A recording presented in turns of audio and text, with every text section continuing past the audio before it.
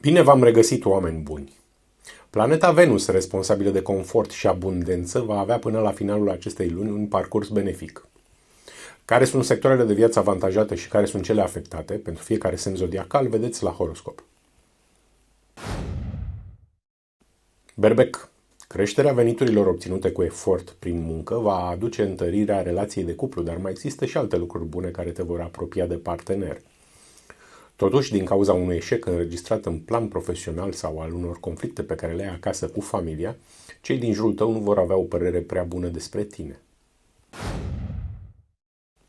Taur. Prin punerea în valoare a farmecului tău personal și a inteligenței tale sofisticate, la care vei adăuga și o comunicare eficientă, vei reuși să încasezi o despăgubire sau valori provenind de la alte persoane. În schimb, nu vei reuși să te distrezi sau să pleci într-o excursie din cauza unui membru al familiei sau al unor încurcături la locul de muncă. Gemeni, vei primi mai multe vești bune în legătură cu obținerea unor câștiguri din alte surse decât munca ta. Sau vei afla despre confirmarea unui sprijin de altă natură decât cea materială din partea unor persoane care te simpatizează. Pe de altă parte, dacă ai o karmă negativă sau fapte rele din viețile tale anterioare, acum sănătatea ta poate fi afectată sau poți avea probleme profesionale. Rac. Un mic progres în plan profesional te va ajuta indirect în rezolvarea unor probleme administrative din căminul familial sau în stoparea unor dificultăți prin care trece un membru al familiei. Cu toate acestea, vei primi o veste negativă, vei afla că trebuie să achiți unele datorii făcute de un membru al familiei. Leu, vei înregistra o creștere a prestigiului și aprecierii de care te bucuri și totul va fi o consecință a modului plin de farmec în care comunici cu toată lumea. Și datorită intuiției și inspirației care ți-au adus mai multe reușite. În schimb, vei rata un obiectiv important asta dacă îți vei dezamăgi colaboratorii, deoarece aceștia nu te vor mai căuta și nu te vor mai susține din punct de vedere material.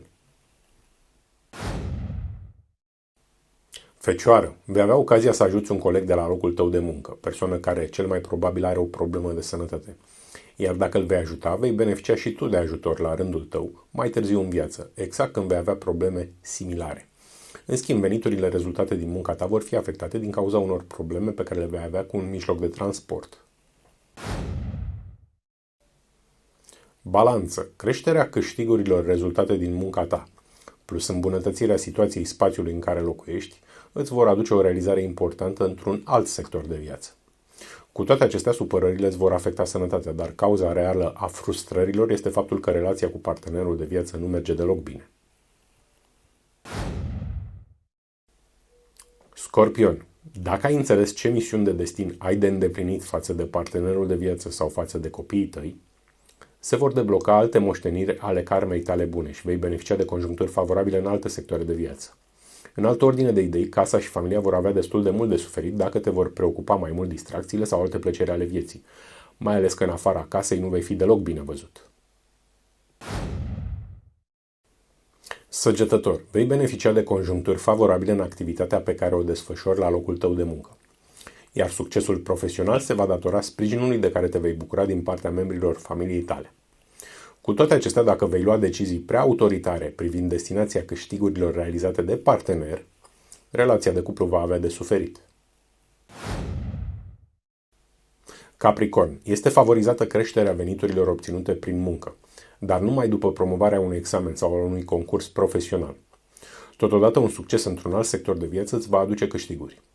În schimb, distracțiile, plăcerile în exces sau dorința ta de a fi apreciat cu orice preț vor avea consecințe nefaste asupra activității tale profesionale. Vărsător, vei avea o perioadă favorabilă pentru deplasări turistice, petreceri sau îți vei ocupa timpul cu activități care îți fac plăcere sau te pasionează. Și vei fi apreciat pentru lucrurile pe care le faci. Dincolo de asta, dacă partenerul tău va fi preocupat de anumite plăceri ale vieții, vei avea tendința de a te răzbuna pe acesta. Dar, pentru acest rău pe care îl vei face, destinul îți va aduce conjuncturi rele de viață cândva în viitor. Pești, vei avea o stare de spirit pozitivă, iar cu sănătatea nu vei avea deloc probleme. Iar această stare de bine o poți avea după dobândirea unor câștiguri sau ca răsplată indirectă pentru un ajutor acordat cuiva în trecut. Totuși, partenerul de viață va înregistra unele pierderi în planul câștigurilor sale personale sau va face unele cheltuieli peste limite. Iar aceste chestiuni îți vor afecta și bugetul tău personal. Și nu uitați, soarta omului este mereu în mâinile lui. Binele și răul sunt noțiuni relative.